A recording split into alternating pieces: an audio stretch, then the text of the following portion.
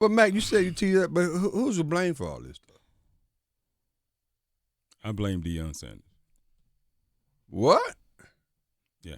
It all goes back to his father. And not purposeful like he says, do this, son, go out here and act like this and go out here and act like that. Mm-hmm.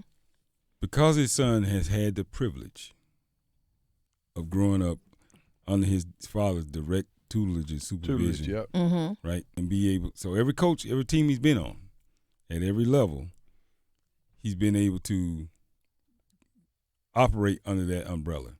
Because there's certain inherent, it's like when we try to explain to people about operate with privilege. Right. Some people call it white privilege, blah, blah, blah. I just call it privilege. Mm-hmm.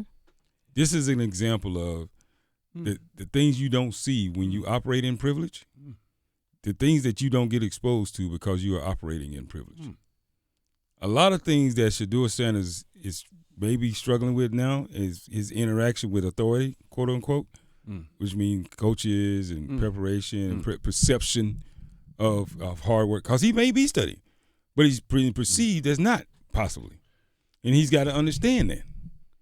But when you're living with your father, he knows that you're studying, so he's not really concerned about whether you sit in the front row, back row, third row, whatever. So you don't have to deal with that. So that's a level of privilege that he operated under for so long. Yeah. And he no longer has. No, that's awesome. Privilege doesn't have a color. Correct. Yeah, thank you, Reed. Yeah, privilege doesn't have a color. I try to say this so much. Yeah. And someone said yesterday, one of our co-hosts, it might have been Foster, but they were talking about that happens when you go from privilege and now basically, and then now you're in a different type of system that it's just hard, to make that shift and that transition. Well, speaking